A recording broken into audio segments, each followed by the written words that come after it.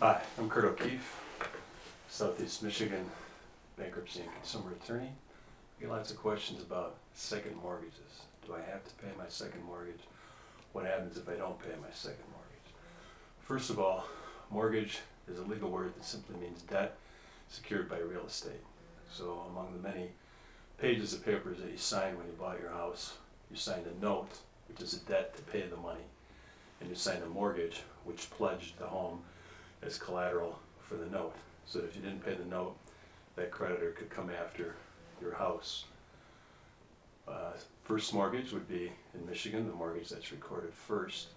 That's the one who gets to the Register of Deeds. There can be a second, third, fourth mortgage. Now, back in the heyday of the mortgage lending industry, they used marketing names like home equity line of credit, home equity loan, but it is a mortgage if you pledged your house as collateral for it. So in Michigan, if you don't pay a mortgage, they can foreclose. However, the first mortgage has to be paid first. So if your house is worth $100,000 and you owe $100,000 on the first mortgage and $20,000 on the second can foreclose, but they'll have to pay the first mortgage, that $100,000. So do you have to pay? Well, if you're in default in Michigan on that second mortgage, they can foreclose. But are they going to pay off that first mortgage?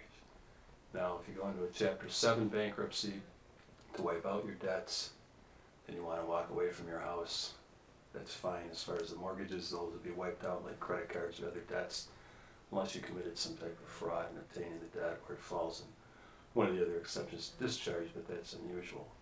So, but if you want to keep the house, maybe you don't want to file a Chapter 7, you try something called a short sale.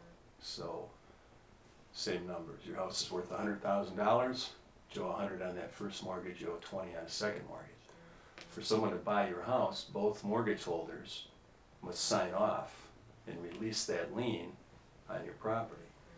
And when that gets done, sometimes that first mortgage will say, well, we'll take if you sell it for $100, we'll take $95. We'll give $5 to that second so that they'll sign off.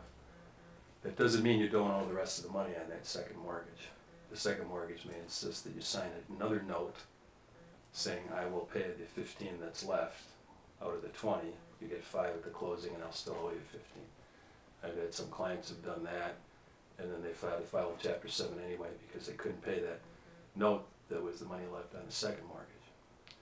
The other alternative, or another alternative in a Chapter 13 bankruptcy, we can do what's called strip off that second mortgage.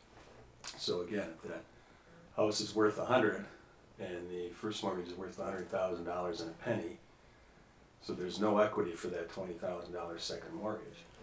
That means if your house is sold for the fair market value, there's not enough to cover the first mortgage, so there's nothing for that second mortgage to be paid from. And in a Chapter 13 payment plan bankruptcy, you pay that first mortgage. You can't change that. You have to pay everything due under that. But you can file an action within your bankruptcy to have that second mortgage stripped off, meaning it knocks that lien out so that they don't have a lien on your house. Now you'll have to successfully complete your Chapter 13 plan payments.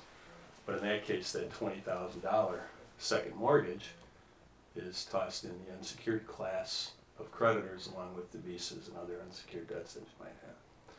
So more information always on my blog, www.michiganmortgageattorney.com or www.mortgagelawNetwork.com.